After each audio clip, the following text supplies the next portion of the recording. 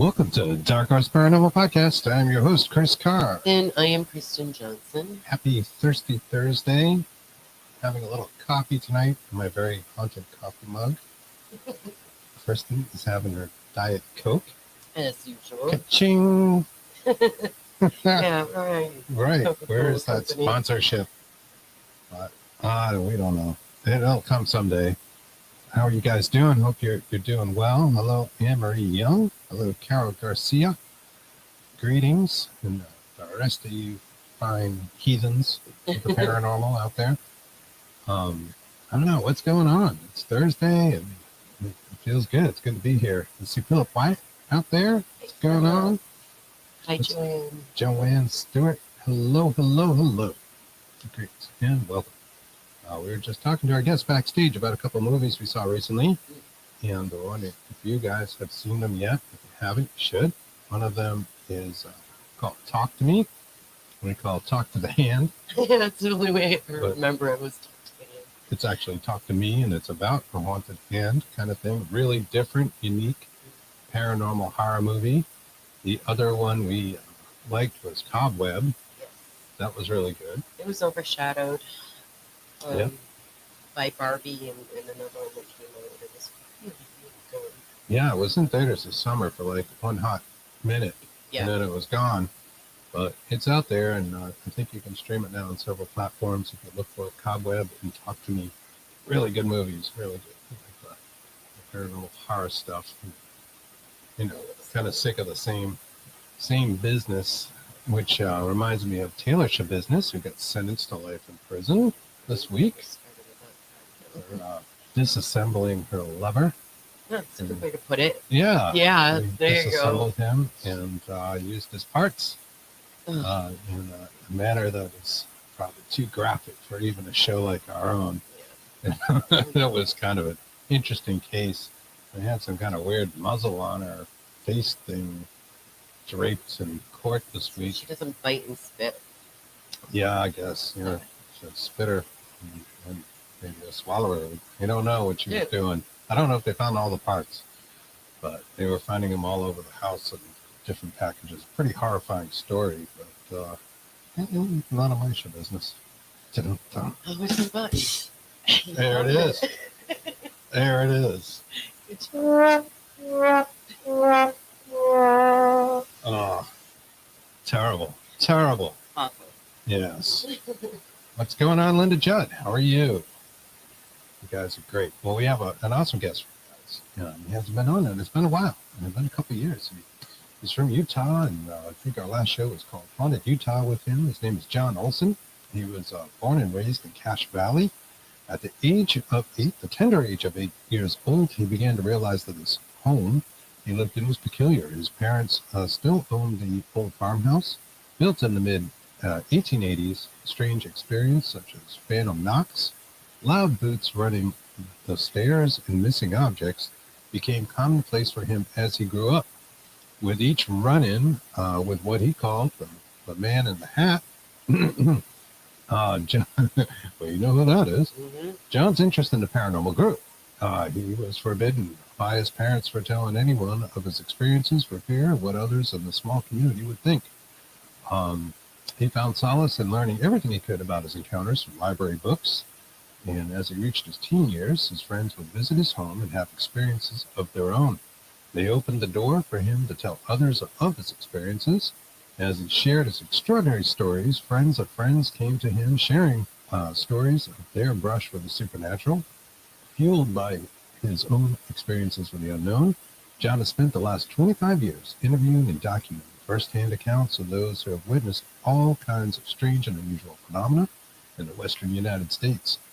The Stranger at Bridgerland series contains first-hand accounts of everything from ghosts, monsters, and hauntings to glitches in the Matrix, Sasquatch, and UFOs, now known as UAPs. You want to get fancy. If we want to get fancy about it, and like all conspiracy and stuff, let's bring him right on.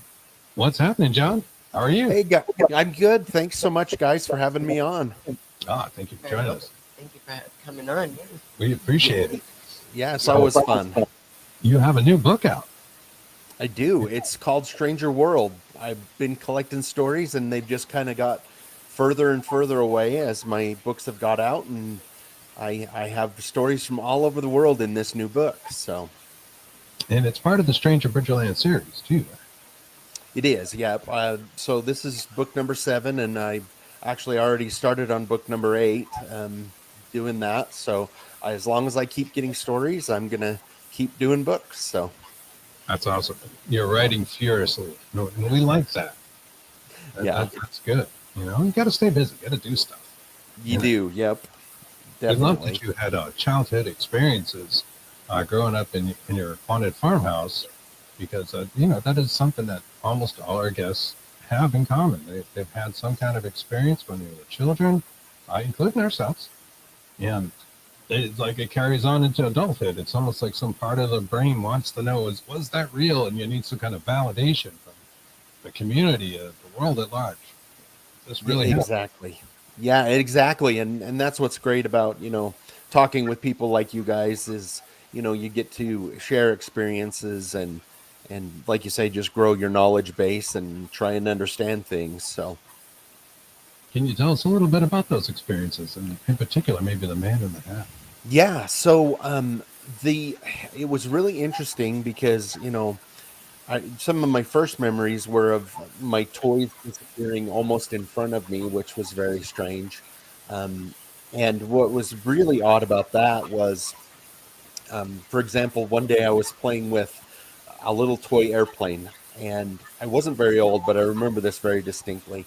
And I went into the kitchen to get a drink, and I set my toy airplane down and turned around to the sink and got a drink and turned back around, and my toy airplane was gone, but a cap gun was in its place. And I took it to my mom and told her what happened, and she's just like, "Well, I'll just play with the cap gun."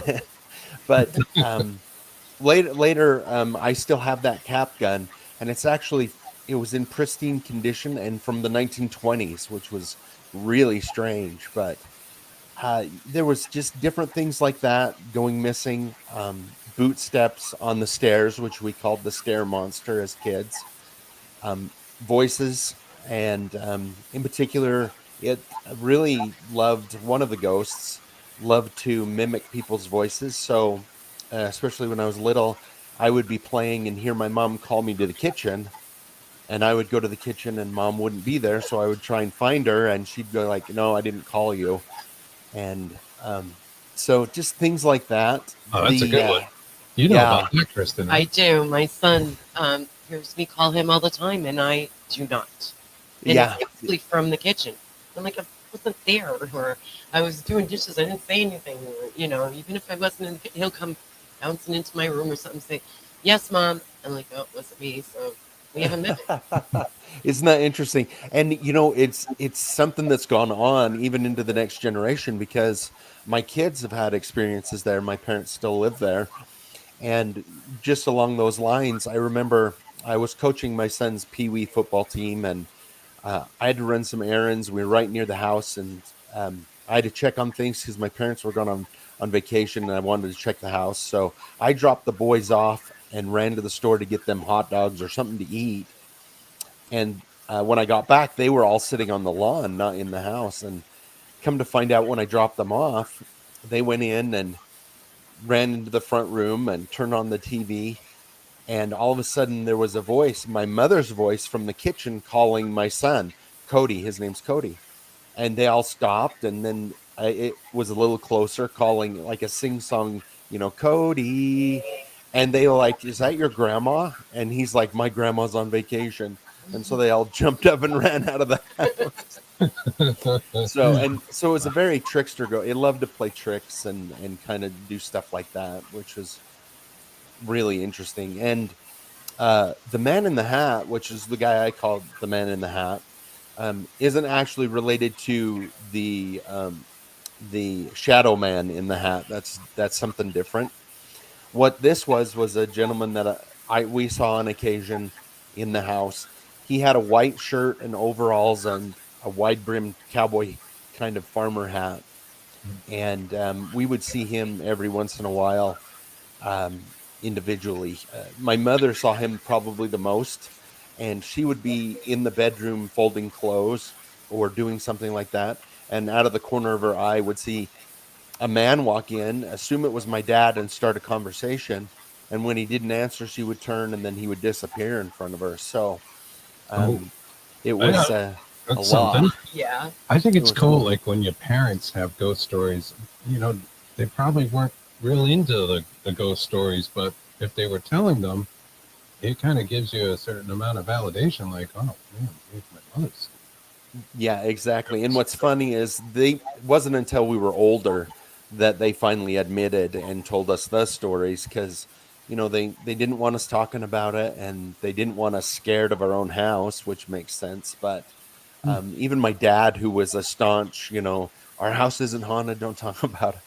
He had experiences too, and finally had to admit them to me. So Yeah, yeah, yeah. I had something similar with my parents, and they had the same stories. They had gotten divorced after we lived in that house, not because of the house, but they always had the same stories, and they weren't really, into that stuff. And it just like really, I had my own perceptions about what was going on, and it's interesting to recollect it now and think about, wow, how did they feel then, Right. given the times?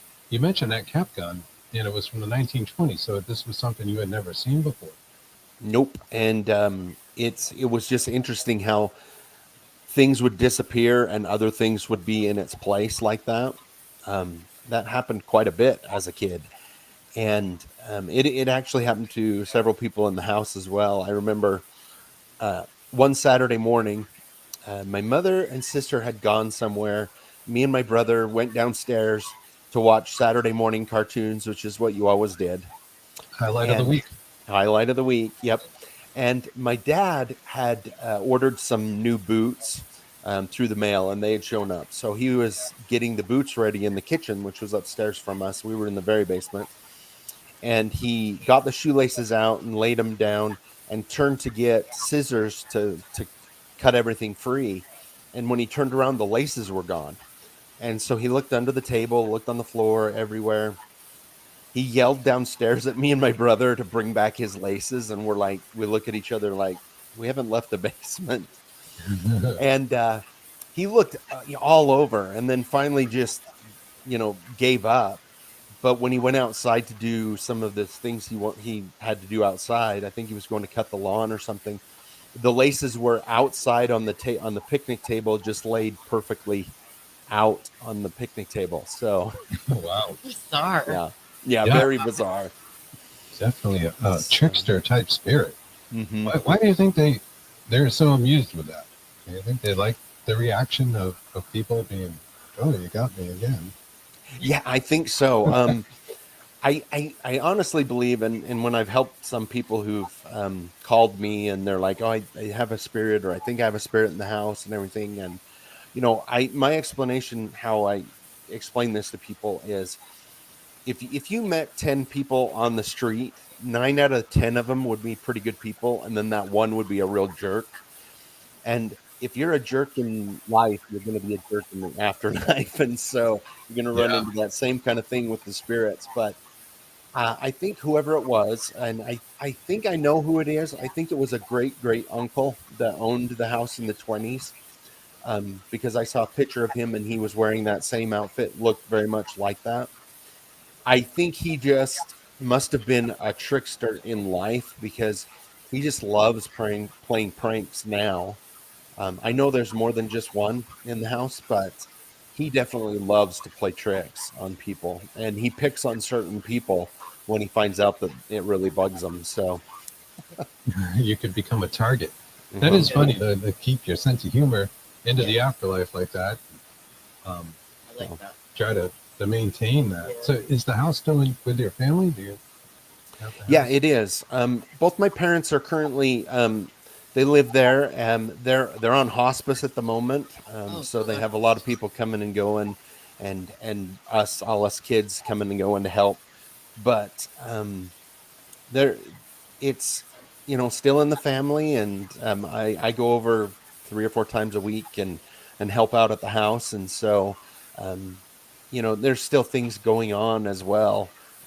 And I don't know, I'm sure you guys know, with with the paranormal, and when it comes to being on hospice, um, people will be visited by people who've passed on and just mention it. They're like, "Oh, my dad came to see me today," and you're like, "Grandpa's been gone for 25 years," and they're like, "Yeah, I know, but he came to see me today." So Yeah, it's very interesting. So It is. we do recognize that phenomena. Yeah, yeah, we had those experiences ourselves. So yeah, that totally yep, agree. That happens. You know. yep. So that is something. This is what got you up and running and got you into this stuff. And then where did you go from there? So by the time I was a teenager, like you mentioned, my friends were having experiences when they came over to the house, and I finally had to admit that I lived in a haunted house. And if you can imagine teenagers at parties and on double dates, my friends would always be like, "Oh, John's house is haunted. Let's have him tell stories." So I would tell stories, and before long, I had people coming to me with their stories, and then I remember I started hearing other stories that were like, "Oh, this happened to my uncle," and I started hunting him down. So, for a long time, it was having people come to me or trying to hunt down so I could have the firsthand account. And so my first book, which is called Stranger Bridgerland, it's mostly from the area, from northern Utah, southern Idaho, part of Wyoming. And then as my books got out, more people have contacted me from, eventually around the world. And so I've just been able to collect so many stories. I'm still collecting stories. I still have stories from way back when that I need to compile. And so that it's just kind of snowballed through the years. So That's great. That's great. And it's a big, beautiful area of country out there in Utah, Idaho. Do you think that plays a role in afterlife and where people go? I think, growing up here, and all the stories I heard, I thought, oh boy, this has got to be like a paranormal hotbed. But what's interesting is as I, interview people and talk to people and travel, there's places all over the country and the world that are like hotbeds. Like I think because of folklore and because of, different areas, a lot of places have stories like that. But I think that I'm definitely partial to northern Utah and Idaho and Wyoming, the West, where I grew up, and some of the stories there. And it's just fascinating to me that um, it keeps us tied to history because of what goes on here and the type of ghosts that people see, and it's just a lot of fun to delve in not only to this local area but new areas as well and find out about the ghosts and the hauntings and everything that goes on there. It sounds like it's a lot like here, really. It's kind of the same thing everywhere. I really do like your analogy that ghosts are just like people. And 1 in 10 is an asshat. Yeah, exactly. And that's where you have a problem. Maybe that's happening or something. Oh, well. Oh, Yeah, that's good. Yeah, Good word. no, there we go. yeah. I'm really digging that button tonight. I Yeah. haven't used it in like a year. My I'm button gonna will just overuse reach it. over and do it. You nail it. Yeah, we're gonna extend our That's cord. awesome. But no, that is very interesting. So people are bringing you their stories. They're um, very interesting stories. You mentioned monsters, Hmm. as well as ghosts, as well as glitches in the matrix. Can you tell us a little bit about that? Yeah. So, one thing that when I started collecting stories, one thing that I kind of, and even with my, early on days of studying the paranormal and looking into everything, one thing that I never thought that I would really get a story about, and yet I have got several, is the fae, like fairy type creatures. Hmm. And as that's kind of opened up, and as I've written some of the stories that I've gotten about that, and I've done some studying myself on it. It really kind of amazes me that fey creatures are a real thing, if that makes sense. People are actually seeing them, and Sure. even though all over the world they have these creatures, they call them something different, but a lot of them are very similar, in different cultures, but just with a different name. And in this last book, I was able to interview a woman who grew up in Mexico, in a very rural part of Mexico. And she told me about a story about when she was little. She was, I think she was 10. Without my notes in front of me, it's hard, but she was around 10 years old. And she had an older brother that was a couple years older that she fought with all the time. And one day they were at school and they were fighting at school, and the teacher caught them and they had to stay after. And so they're walking home later, and they have to go along the very rural dirt road, and her brother runs off, and after a little while she's walking and she gets hit with a dirt clod, and she thought it was her brother hiding in the brush, and so she gets mad and jumps into the brush, and there's this little creature in there, which is called in their culture, it's called a duende, if you guys have ever heard of that before. And she's kind of in shock of this little guy with a, dirty little beard and, his little outfit. And he throws another rock at her and yells that her brother is his person and don't mess with my person. And she runs off home very upset, runs to mom crying and tells her what happens. And her mom tells her about the duende. And so her and her brother promised to stop fighting, and for a couple weeks she left some treats and a note by the barn for the duende, saying that she was sorry and that they're going to get along. And I just thought that was kind of a cool story. It really is. It is a cool story. Did that Yeah. help with communication and with the duende by Yeah, giving notes? And Offering some, they didn't have any other problems after that. But wow. it's interesting that they apparently, the duende down there, they can attach to a certain human, which it had done to her brother, and he saw the fighting as her being mean to his person. And so yeah, it was really, I love that story. It's very Interesting. fascinating. It's fascinating, yeah.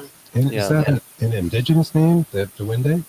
Yeah, so it's the duende are in Mexico, in South America, and oddly enough, it's also in the Philippines. I think it has the same name too, and so it's the same kind of creature there, and which is very similar to what they would call leprechaun or trolls in Or Northern Pagwaji. Europe. Yeah, or the Pagwaji, exactly. Yeah, the yeah. Pagwaji. We're in New England, and Mm-hmm. right, pretty much within the Bridgewater Triangle as we speak, or just outside of it. And that's a local legend more here is Pagwaji, but it's basically the same creature. The Yeah. Iroquois also, like we were saying, have different names for it, but they're basically the same creatures. Right. And I, in one of my books, one of my earlier books, I had interviewed a gentleman here in northern Utah who, when he was hiking and camping at night, um, he woke up and he was a heavy sleeper, and he woke up and he wasn't sure what had woke him up, but all of a sudden he got hit in the chest with a rock about the size of a quarter, and he was fumbling around and finally found his headlamp, and when he turned it on, there was a Pukwudgie sitting on the rocks not very far from him, and he was in shock, obviously. But then he realized too that in its hand, it was trying to hide something, and it was the book that he'd been reading when he went to sleep. It had been close enough to steal that from him, and he freaked out and just took off, obviously. But and that was what was cool about that story. Excuse me, is after I published that story, I interviewed him and published that story. I had several people in this area that were like, "Oh, I thought I was the only one that had seen that creature, and I didn't say anything because it's so weird." And one woman emailed me and said, before I read your book, my husband was in that area elk hunting and said he had run into one of those creatures, and I thought he was either telling me a joke or lying to me. And then I read that and showed it to him, and it reiterated his story to her that he wasn't lying. Right? Right. Yeah. These things happen. People talk about them. They've been talking about them for centuries. Millennia, basically, yeah. Really. Yep. Some people leave, like hunters will leave like shiny objects to get their attention away from the trickster type. Oh. they bring little like offerings, like or a shiny object, like I was saying, Hmm. you know, and just Yeah. like let them play with that and let them go on their merry way. Yeah. Right, exactly. Yeah. And from what I understand, you don't want to upset them for sure. Yeah, Yeah. Yeah. You know. Yeah. We have a river nearby, and we feel there might be some elementals absolutely. living there by the river, and we've left things like fruit and different things, and we've been down there. It's very pretty, um, beautiful area. You Oh know, yeah. we think they exist for sure. Absolutely. Yeah. But we Nature is haven't wonderful. seen them outright. It is. You know, I Yeah. imagine there is something to a person's makeup, psychic type makeup that allows them to see these creatures if they're around us at all times. And, you might just need to be in the right state of mind to see it, or, just have the right, I don't know what If the they words want are to here, be that, seen you as know, well. to allow it to to allow happen. And when it happens, it happens. I believe those stories. I do. it. Right. Yep. Parents. Exactly. And some people are more sensitive to different things, and I attribute it to just like gifts or something. Everybody has different gifts, and it's the same with the paranormal world and how they deal with whatever it may be. So Sure. Yeah, yeah, absolutely. We love that the phenomena now is crossing some of those paths, between things like maybe the occult or the UFOs. They're always very separate, and we've been a big proponent of merging them and Yes. saying, okay, look, these people have this experience. It's very similar to what's going on with these folks over here. These folks are talking to ghosts every day, but they don't call themselves ghost hunters and that kind of stuff. You guys should meet and have a conversation. Yeah. That kind of We thing. just feel that it's all under the umbrella and everyone should come together, and be nice and yeah. drama, Right? behave Yeah. to each other, stop the drama, and just, Yeah. help everybody out as we're, going along and with knowledge. Share knowledge. Exactly. Exactly. And you've got to be able to through this, I have friends from all different backgrounds, religions, everything. And you just really have to just be, I don't think the word's open-minded. I don't think that's the right word, but just kind of listen to people and empathize with them, and try and see things from their point of view, and just focus on the things that we have in common and less on the things we don't have in common. I think everybody'd be a lot better off if we could do that. But Yeah. Yeah. so, Nobody knows it all, and the experiences can vary from person to person. I think when you exactly. try to pretend that you know it all, you probably know very little. I think the deeper we've gotten into this, it's like the more we realize we don't know that much, because something will surprise us, and you can't just base everything on your own experiences. You have to have a little bit of that open mindedness to other people's experiences, because you wouldn't believe all the stories I told you. I would be skeptical of me. Yeah. We do Yeah. it. Sometimes people will tell us stuff and go, Yeah, exactly. Well, and and it's so interesting because not too long ago, I had a woman contact me with her story, and I was interviewing her, and she stopped halfway through, and she looks at me and she goes, are you, are you really listening to me? And I'm like, well, yeah, I'm really listening to you. And she got really emotional. She's like, I've never gotten this far in my story without somebody mocking or making fun of me. And I'm like, oh, I'm like, first of all, I wouldn't do that. And second of all, this is not nearly the strangest thing I've ever heard. So, right? Believe it or not. yeah. Yeah. So, and she got a really emotional, which was kind of, I mean, it was kind of cool. She was just so excited that somebody, listened to her and didn't question, I mean, had questions, but didn't question, if that makes sense. So, It does. Oh, it does. It does. yep. We're all about that. With our audience, our people out there, our friends, we're definitely patient and open to the idea that they can have something happen to them that, might seem really foreign to us. And I think the reverse is true as well. Yeah, So definitely. it's a good place to be in. And, as Anne-Marie says, that's why I like this show. Thank you. Thank you. Yes, exactly. So, So that's and really interesting. fairies, the fae folk, elementals, uh, glitches in the matrix. What's that about?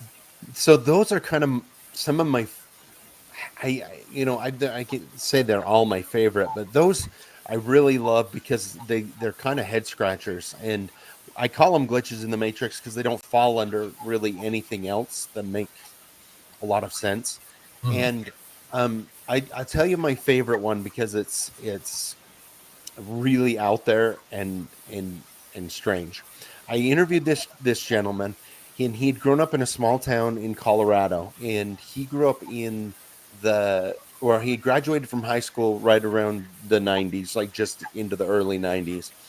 And right after high school, he had left to go overseas for 2 years. He was actually a missionary for his church, so he left for 2 years, and when he came back, he was spending the summer working before going to school. He was going to go to school in Utah.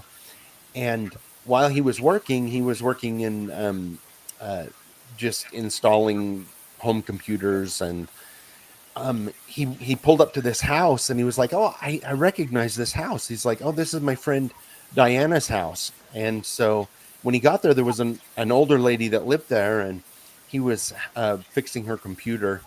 And it was back when they had the old 486s, I probably, but Hmm. um, I he remember. asked her. He said, "Oh," he said, "my friend, I used to have a friend that lived here," and she goes, "Well, I just purchased the house, just barely from a family. Their daughter passed away, and and they moved to Arizona." And he was like, "Oh," and so he left. After he left, he went straight to the library and looked it up, and sure enough, his friend Diana that he had graduated with had passed away. And he said, I even drove on the way home that day. He drove to the cemetery and saw her gravestone, and he was really distraught because they were friends in high school. But back then it wasn't. You didn't have the internet and stuff to keep Right. close tabs on everybody. So, That's right. but leap forward to about 10 years later, he goes back. He's been back several times, but he goes back with his wife and to have Thanksgiving with his parents, and they're getting ready for Thanksgiving dinner. And his mom's like, "I forgot the whipped cream. Can you run to the little store?" And he's like, "Yeah, sure." So he drives up to the store, and there's a lot of people in there getting stuff. And so he's walking back to the back of the store where the whipped cream is, and he comes around the corner and gets hit by a cart. And he looks up and he looks directly into Diana's face, and he's kind of in shock. He's like, "Diana," and she gives him a big hug, and there's a little boy in the cart, and he goes, and he's kind of weirded out. And she's like, "Oh, I haven't seen you since high school and everything." And he goes, "Didn't I hear that you were sick in high school?" And she goes, "Oh," she goes, "Well, I had appendicitis that burst and I almost died, but they saved me." And and so he leaves, forgets about the whipped cream, goes directly to the cemetery.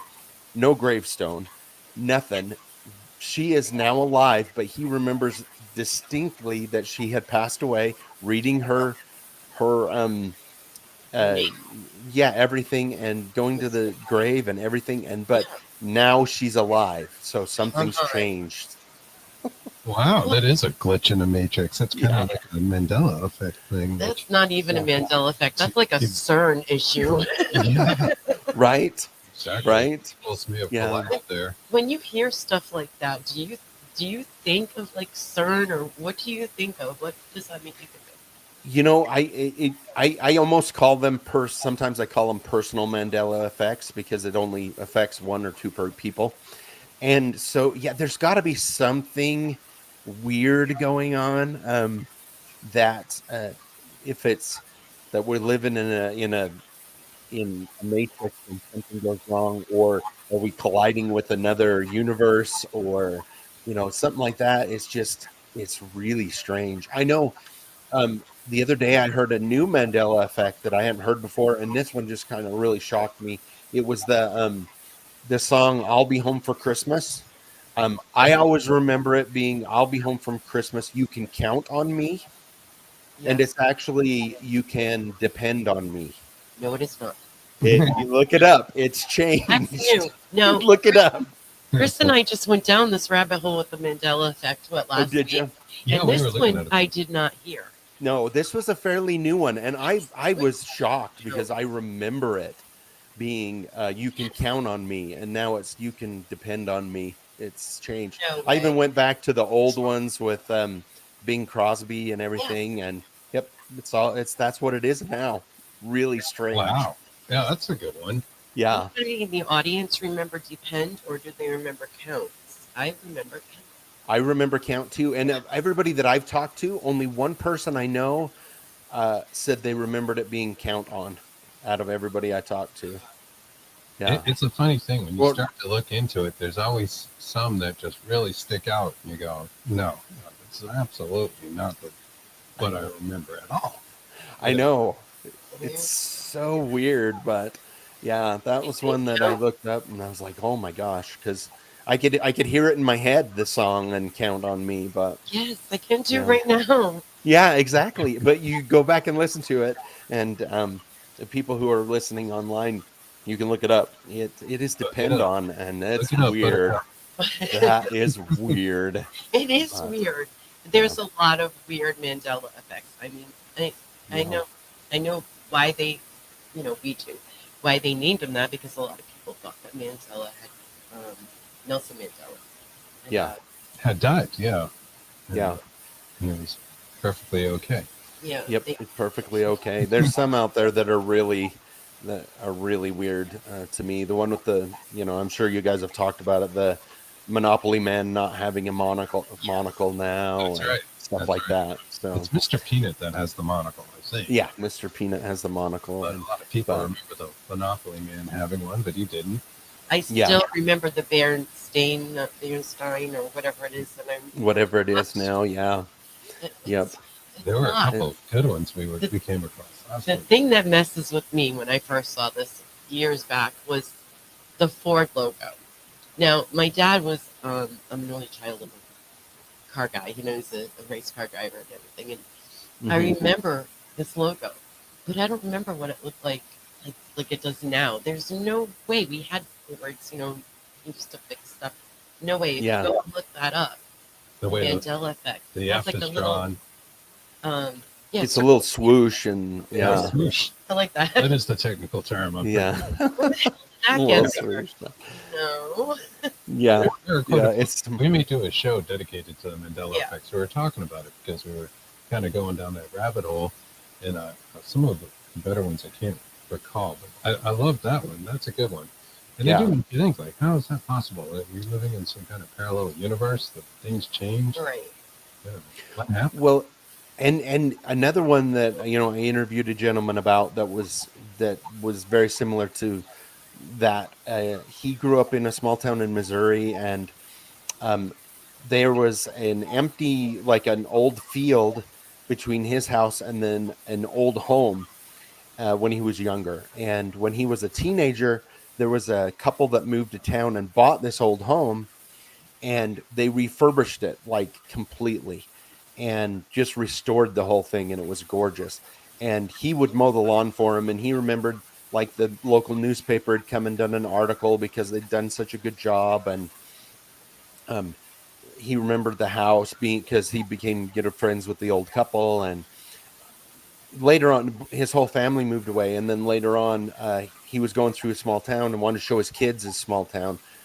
And when they pulled up, there's a brand new house there, and he's like, "Oh, I wonder what happened to that one." And he goes and knocks on the door, and a younger woman answers it, and he goes, "Wasn't there an older couple, the Johnsons or whatever it was?"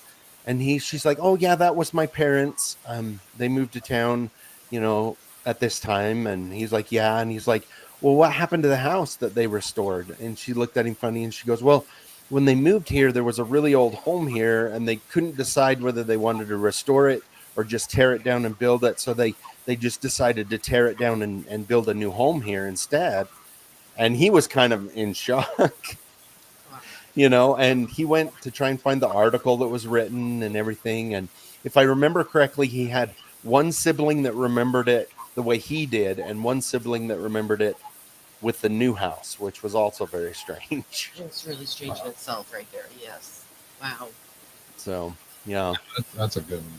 That's pretty good. So, what is Halloween like around your household? Oh, I And love Halloween. Halloween.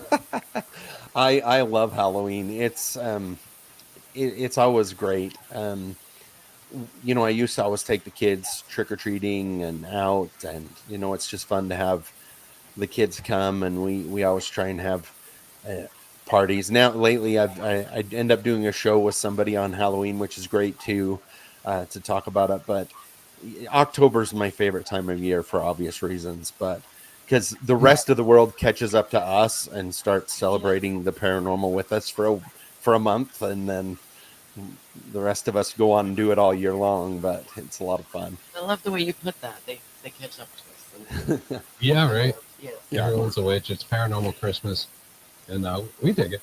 I mean, we just kind of wish that maybe it was a little warmer. I hate to see the summer go. Yeah. They bring out the stuff so early. Like our Halloween Oh. stuff has been out in the stores and department stores and stuff for like at least a month. Monday night, I saw my first Christmas commercial. Yeah. Right. Yeah. And Well, yeah. at our local Walmart, they've already tore out the it's the gardening center, and they've already put all the Christmas stuff in there. And I was like, no, I'm not ready. Yeah. Oh, Turn it off. I know, Make but it stop. Just appreciate one of the holidays before it I passes. know. Just one at a time. Let's do one at a time. And it. next is Halloween. So Yeah. They jam them all together. yeah, they Forget do. about the Well, turkey in the middle. yeah, I don't know if But you guys can hear that. That's my cat scratching at the door. Oh. Very bad baby right I can't now. hear it. Yeah. Right now, though, I live right here in the mountains, and the whole mountain behind me is just on fire. It looks like with the red and orange, it's changing completely, and that is beautiful. I love that. So And it's a beautiful country you live in. We'd love to see that. I've Yeah. never been through that area. it's really nice to visit. So very nice place. So, but That's excellent. That's excellent. So you're in your seventh book. And, I am. What about these monsters? And that perks my ears up because I love a good werewolf story. I love any kind of monster cryptid out there. Right. In one of my last books, and they all kind of go together, so I have a hard time keeping track of which one's in which book. So, but I interviewed this gentleman contacted me, and he lived up in Canada. And when he was a teenager, he told me the story of when him and his dad, they used to go to this lake and fish in the summertime, late summertime, out of their boat. And I don't have the name of the lake in front of me, but he talked about one summer that when he was 15, him and his dad were on the lake, and they'd pulled into this cove. And in Canada, in the summertime, the sun's up really a lot. It was almost 11 o'clock, and it was still light out, but it was getting dusk. And they kind of coasted into this cove because they were going to pitch. They were fishing. They were just casting from the boat. And as they pulled in, they noticed how quiet it was. And they were only about 15, 20 feet from shore. And all of a sudden, this creature stepped out from behind a tree. And he said it was covered in black hair and just had, you could just tell the huge muscles underneath it. But its head looked like a giant a German Shepherd, black German Shepherd. And he could see the teeth. It recognized them just as they saw it. And it kind of got into a crouching position and had its teeth snarling. And I mean, just like he got really good details of this dog man, and what seemed like forever they were coasting, and then all of a sudden it took off and was gone. And it was obviously on 2 feet. He could, like he said, he could see the muscles under the fur. And it was so traumatic. Like he fell in the bottom of the boat and started sobbing, he said. Oh my And gosh. his dad cranked up the motor, and they went back to camp and broke camp and Yeah. left. Get the hell out but of there. we got the hell out of there. Yeah, but it was one of those things where it went from just a pleasant, nice day to just a real traumatic episode, and it's out there in the middle of nowhere. So, it's not like somebody was just hiding in a suit waiting to scare somebody. It was very real and just really frightening to The to both imagery of them. alone is pretty darn Yeah. scary. Were they completely covered with hair, or were they just like a human body with a dog head? Well, it was a human body, um, very muscular, but had hair, black hair all over it. And the one things that he could remember was the claws on the hands. Um, really, just big clawed hands, and the teeth. As it snarled at him like a dog and growled at him like a dog, it just was seared in his memory, even all these years later of I all think of it. that So, I'm something sure. yeah, so traumatic like that is going to stick with you. Absolutely. yeah, I'll tell you, if this definitely. cat doesn't knock it off behind us, I'm going to hire a dog man to take care of the cat. I'm trying Get not rid to of her. look or laugh or Did you anything, hear but that? Yeah, pulling stop it. stuff down. I'm not kidding. It's like a paper Buffalo. bag or something. Sorry. But No, it's all good. My wife is on vacation. She went to visit her twin sister, and like she's gone for a week. And like 2 weeks before, she's like, "I got a puppy," and I was like, "You got a puppy right before you left?" So I've been dealing with the puppy for a week on Oh my my own. So I can, gosh. and I've Aw. got cats too, and the cats have just been like so irritated with the puppy. Just Yeah, I so can irritated imagine. with her. Aw, So I that's can cute. Let's keep empathize it with busy you. though, anyways, Yeah. right? What kind of Oh puppy yeah. is So she's a pointer black lab cross, that? and she's black with like little tiny marks from the pointer on her. And we were gonna name her oh, what was it? I can't even remember what we were gonna name her, but before long it was replaced with Sassy. That's her real name, is Sassy, because you tell her something, then she just goes back Oh, at you, and really? I'm just like She's no, very you're boisterous. yeah. I'm like, no, your name is Sassy. You tell her no, and she just goes. Anyway, it's funny, dog. Oh, I that's love awesome. it. Very cute. Yeah, We've yeah. dogs. I'd love to have a puppy at Salisbury someday. Someday one we time. will. One time. Us Rihanna Trudell wanted to know, like, is the dog man like a shapeshifter? Yeah. What do you know about shapeshifting? What are stories about that? Yeah, it very well could be. I know that I've interviewed people who've had run-ins with skinwalkers, and they've been known to shapeshift as well. So it's very possible that it is some sort of shapeshifter, and it could be a mixture too, as well, like where you have some that don't and some that do crossover. I've also interviewed people who have run into extremely large wolves in areas that weren't supposed to have wolves. So these were wolves that were usually black and in full wolf form, but they are just enormous. I interviewed one woman who had she was in southern Utah near the Four Corners area, and had gone out in her Jeep to take pictures of the sunset and everything. And at dusk, this wolf showed up, and there's not wolves down there. I'll tell you that, but especially ones this size, because she explained as it paced around her Jeep. Um, and her Jeep's up pretty far. You could still see the back of the wolf as it walked around the Jeep. So you're talking 4 feet tall at the shoulder, kind of a deal, Wow. as I walked around. And I've interviewed several people who've had experiences with these large wolves, which could also be shapeshifters as well. Do you hear stories about, say, skinwalkers out that way? Yeah, I have had a few stories of them in this area and different areas as well. I interviewed a woman that when she was a teenager, she was driving through. Um, there's a canyon just over the Idaho border. It's called Weston Canyon, and I've gotten a lot of stories from that one canyon where people have driven, people who've seen Bigfoot, and also run-ins with skinwalkers. And this girl was telling about Her sister lived on one side of the canyon and she lived on the other, and she'd been babysitting for her sister, and she was driving home, and it was like 1 o'clock in the morning, and she come around the corner, and just to the side of the road was this a Native American man with a blanket over him and long, gray hair. And in that area, that time of year, there's a lot of sheep herders. There's a lot of sheep in the area. And so when she first passed him, she thought, well, maybe it's one of the sheep herders that's just out. And she come down and come around the corner about quarter of a mile, maybe a mile further down, and came around the corner, and the same old man was right on the side of the road, and he's just laughing at her as she drives by.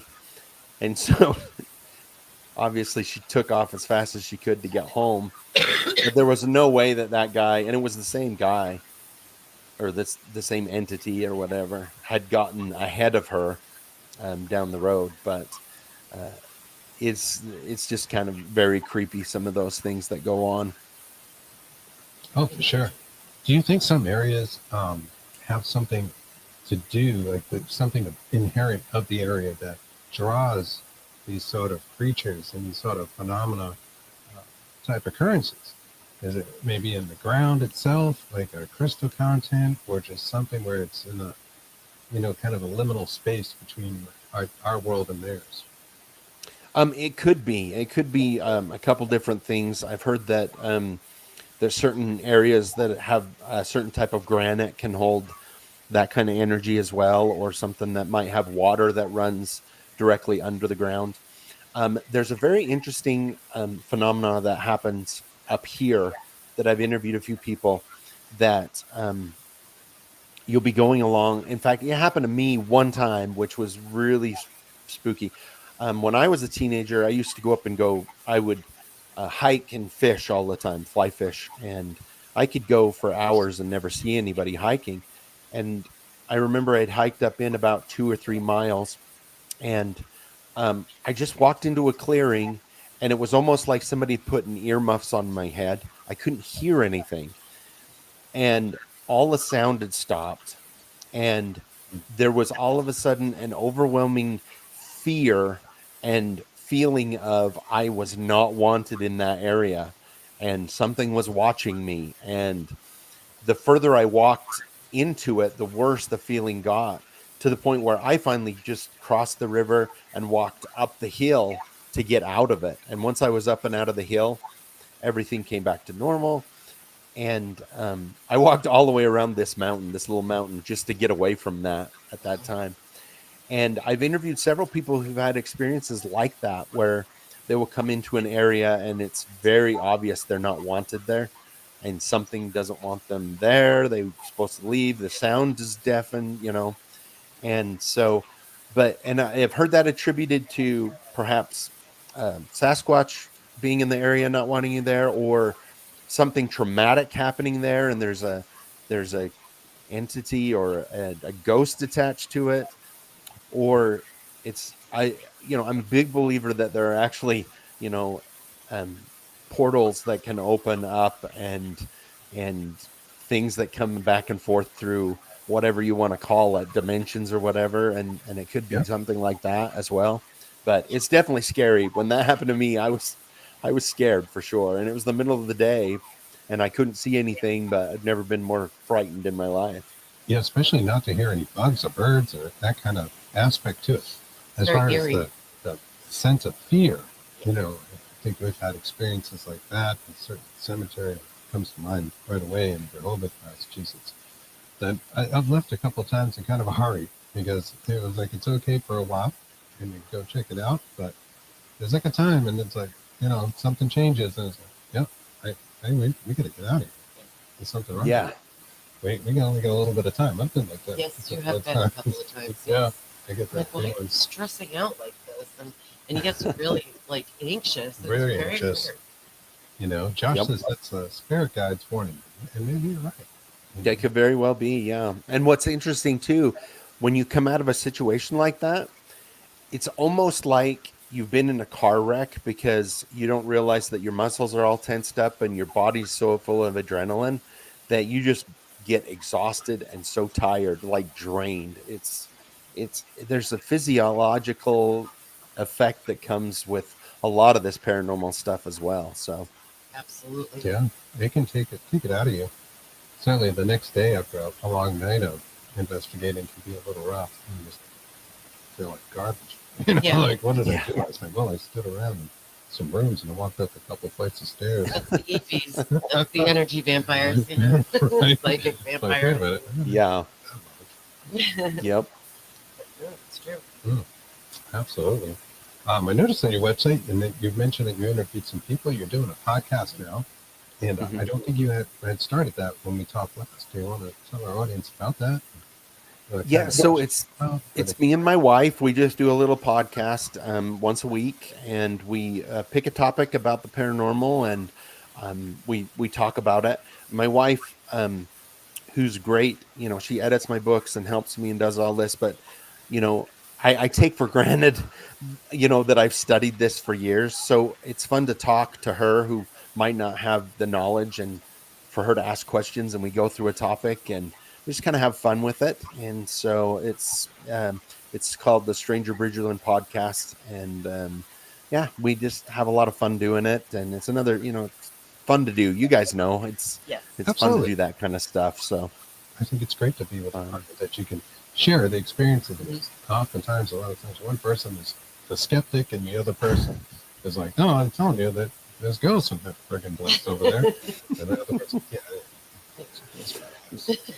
well, and it's funny because when we got married, and she was like, well, what's all these stories, and I told her what I kind of did.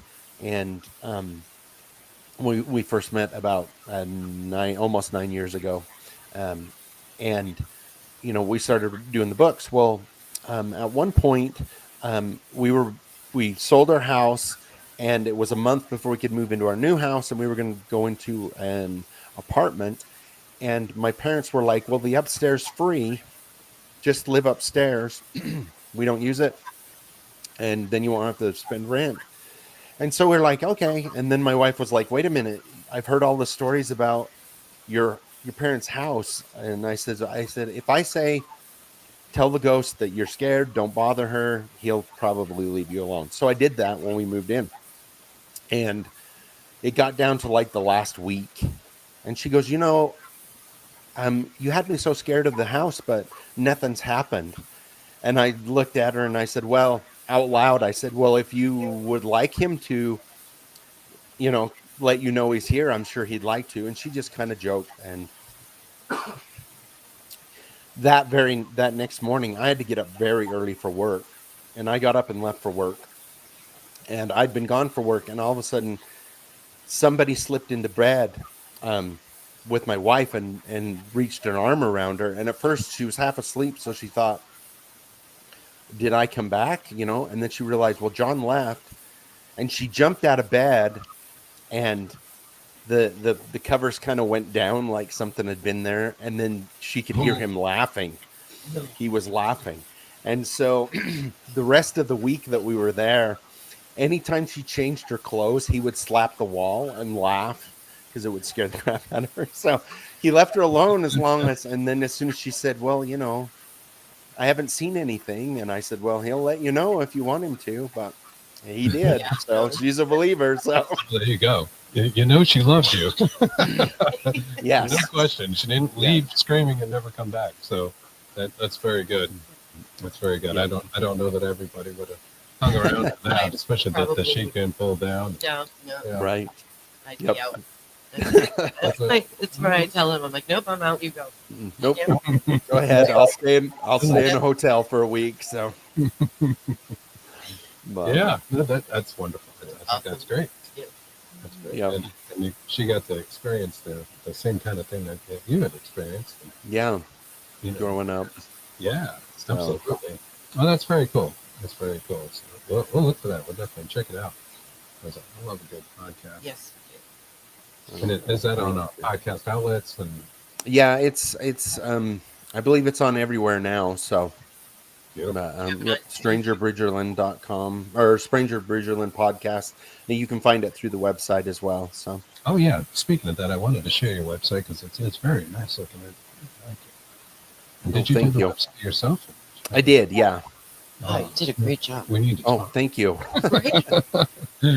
Ours is just not looking that good. We don't even tell people about it. No. It's out there that it exists, but When I started this whole thing with the book and everything, and I'm self-published. I've had several people come to me, especially later on now, and say, "Oh, let me, publish." But then I look at it, and in the beginning, if I needed to do something, I had to learn how to do it. So, and that was part of it, learning how to do a website. Because you look at how much it would cost to have somebody do it, and you're like, I'll learn how to do it. yeah. Yeah. How hard can it be? Excuse me. Yeah. I mean, we had MySpace. Yeah. That was Right. But Back in the day. you're looking real good here, and I want to see that. And if they're listening Back in our day. and not watching it, the website is strangerbridgerland.com, Yep. and you can see everything that John is up to right there. There's links to the podcast and books, and as well as some merch. Yeah, we just barely started doing some T-shirts, so yeah, that's Oh yeah, that's cool. Oh, that's awesome. I love yeah. that shirt is Really pretty fun. neat. Yeah, right. Now, what do you call that creature? I have seen that before. It's a Wendigo is what it's Wendigo. However, I'm gonna say that like everybody that I've ever interviewed that's had a run into a Wendigo, it doesn't have the horns, and it looks much more like a zombie from The Walking Dead is more like what it looks like. But this is kind of what the I guess depiction of it is in a lot of books and stuff. So Yeah. and folklore. Yeah. Yes. So- Because Krista actually did a paper on the Wendigo a long time ago. Yeah, yeah, Oh. Yeah. And it Yeah, was in college. Yeah. Oh, that's cool. It's pretty cool. I think that Yeah. Lord is pretty awesome. It is awesome. And that's some great art to go with it. Yeah. Did No, you thank make you. that? Yeah, I edited a little bit. I did use just a little bit of AI, and then I took the basic of what they gave me, and then I edited it to the way I wanted it. So, Awesome. Very cool. Oh, you did Yeah. a great job. I love it. We love it. thank you, You're welcome. it's fun. So, Yeah. uh, Yeah, that is awesome. So, and where's the best place to get the books? Is it through the website or is it through Amazon? It's through Amazon. It's and the website really just directs you to Amazon. It's available on Kindle or softback. I do have a couple that are on Audible. I'm hoping to get the rest of them eventually here all on Audible, and Oh, that's cool. and do a compilation probably of all 2 or 3 together, which is what I really like. And when it's because I know people like a little bit longer audiobooks, and so I think a compilation of 2 or 3 books would be perfect for Audible. So we're working on that right now. It's funny you say that. I just started using Audible, and I'm an avid reader, but I'm one of those people that's like reading 5 books at a time at any given moment. You have Hardly ever 7. finish any of them. Maybe, and I'm like halfway through this one, and I'm at the end of that one, and I just started 2 other ones because that's what was on my mind that day. And I looked at Audible and the narration as a way to like fit more in. Like, okay, I can, Yeah. clean the house or whatever. That's what I would. Yeah. While I'm listening to the Yeah. book and kind of do 2 things at once. Just Yeah, and that's how my brain works. Like if I'm working in the yard, or even if I'm, whatever I'm doing, I've got to have something in my ear. And sometimes music is great, and sometimes I need an audiobook going, so I can concentrate, just to get concentration. It's funny that you'd think having 2 things going on would be harder, but it's easier for me if I have 2 things going I on. understand this. I do. I have to keep like my mind busy, like just to do like anything that's like, meaningful, or Right. do dishes or something. It's like, I'll go out of my mind if I can't put my mind somewhere else. Yes, that's the I'll same way just here lose as it. well. I have metal music 24/7. And I have an internal dialogue that sometimes I have to drown him out to make sure I can get things done. I know that sounds weird, but I No, it was doesn't. shocked to learn that somebody doesn't have. Some people don't have an internal dialogue, and I was like, that is really weird because mine won't shut up. So Yeah, well, I think Kristen and I have like several Yes. at any given time. He literally calls me a haunted bag of squirrels. That is my Because I have pet name. Squirrels, constant. So you are not alone, my friend. There's a lot of banter going on up there.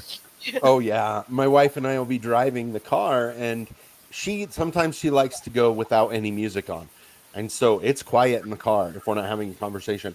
And all of a sudden, I'll just be like, I'll just chuckle, and she'll be like, what was that? And I'm like, oh, I just thought of something funny. When in fact it was my internal monologue said something funny that she's not privy to, and so I don't want to look crazy and be like, I'm having a conversation with myself, and it's really funny, but They can be good conversations. What did I do? I had one by myself the other night, and then he was laying next to me in bed. He's like, what's going on? And all I did was like, I said, that squirrel stood up and just like dropped the mic on that because that was just really funny. Yeah. It's like, oh, do tell.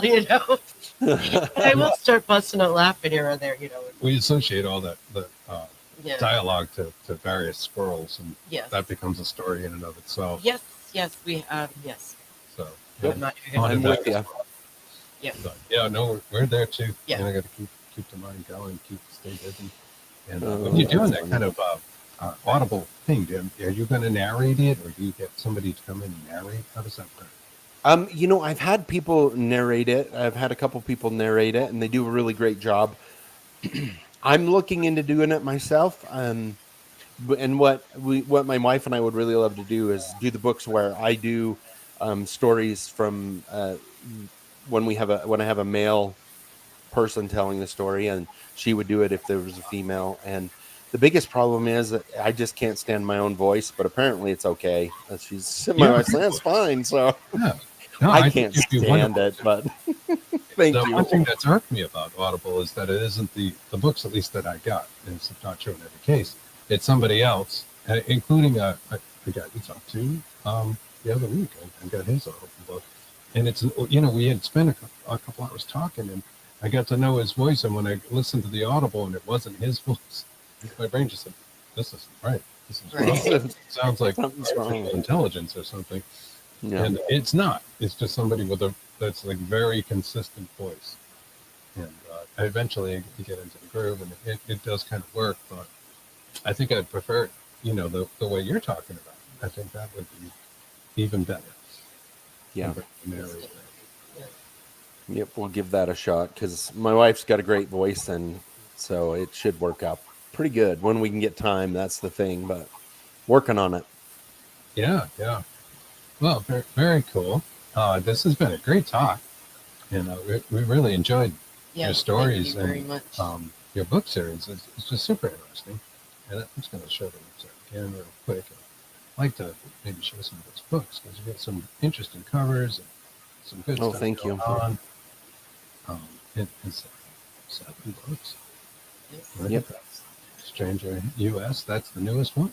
The one actually, I think if you scroll down a little bit, well, maybe I still need to get that added. No, yeah, it's supposed to be Stranger World is the new one. So, and it might be on the main page, that one, but yeah, so that's the first 6, and then Stranger World, and I'm working on the next one. So Very good. And it just coming one after another. I love it. Yeah. That's a pretty cool picture of you there.